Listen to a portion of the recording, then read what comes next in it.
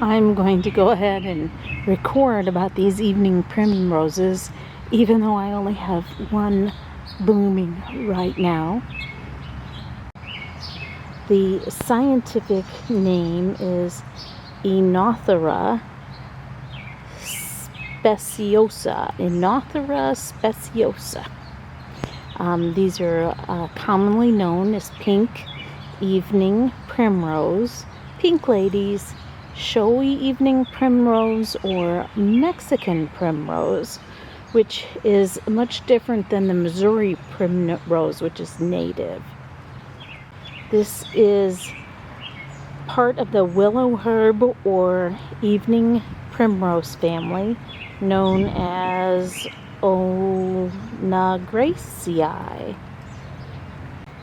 The common name of evening is because they tend to open up in the afternoon, although sometimes they open up in the morning as well.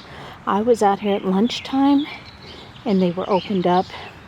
I have another one behind me, and they're still opened up this evening, and it's about 5:30. The common name of primrose has the origin of Latin prima rosa, meaning first rose, although those roses and a bunch of others bloomed first. The shell pink flowers, which means it's a very faded pastel pink, have 4 petals in a cup shape with a bit of yellow in the center. And the flowers are almost papery-like. Looking at the petals, 1, 2, 3, 4. But they kind of all come together to make a little cup. So I never realized that there were 4 petals before now. And you can see down in there the yellow part. It's very paper-like. It's kind of cool. They love full sun and are drought tolerant. And in fact, I cannot kill them if I try. Actually, this entire bed from here, the entire bed, kind of sitting by part of it, was full of them, and they were gorgeous. But I've actually been trying to, I was going to move them to a small area right behind me, but I don't know, I may end up getting rid of them. I absolutely love them, but then again, they are a tad bit invasive. It took many years before mine were invasive, but once they got there, they started skipping to other flower beds around us. It's been hard, so I've been trying to get them out of this bed. The leaves, I spy one over here. The leaves are very unique and recognizable, and they look like this. They are toothed and fringe-like leaves, and I often pull them in the early spring, and they still come back to give a mound of blooms.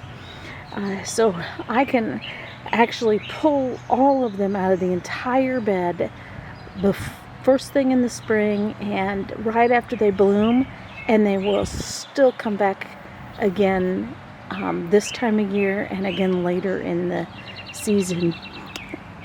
But I'm tired of doing that. Let's see if we can see how they're toothed edges. They're very recognizable. So you can pull them to try to maintain them in the garden, which is what I have been doing, but I may be done with it. I'm trying to think of what I could plant to replace them. I think everybody should grow them for a while. You can grow them in a bed that's contained a little better than mine. The reason that they spread so much is that they have rhizomes, tiny, tiny rhizomes, that are more than a foot, that's 12 inches below the surface. So if I were to pull this one or that one out,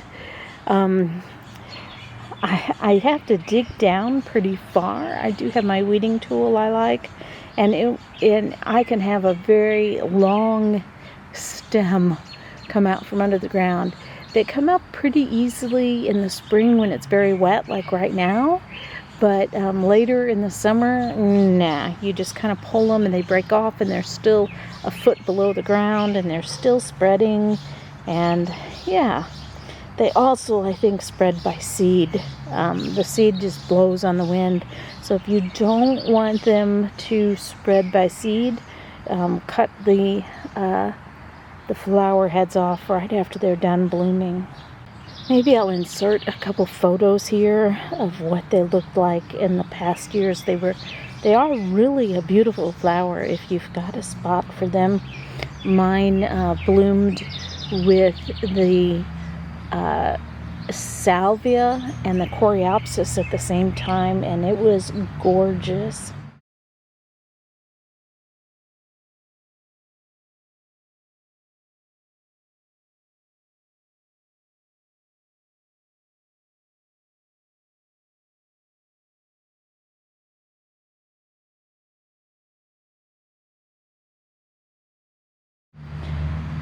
I do love the huge coverage of lovely pink blossoms though.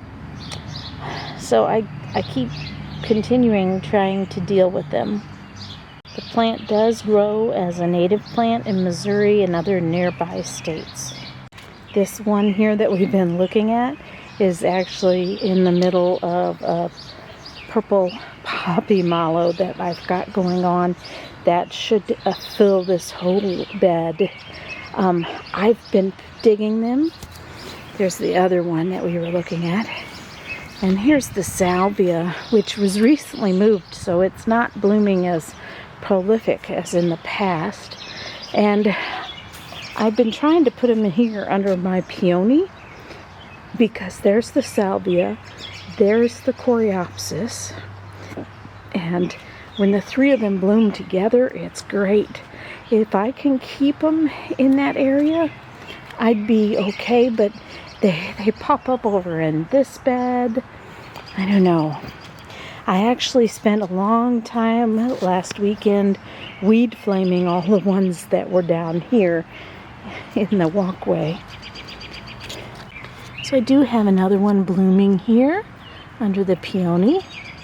You see some others blooming. There's another one.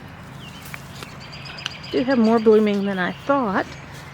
So putting them up under the peony may be a good idea or maybe not. You can see here some more that I've got under this peony that's already done blooming. And they may bloom yet. But I leave the peony all summer, so I don't know, we'll see what happens. I am going to dig up those two and move them, but it's been a long, hard roll trying to get all of them out of this bed.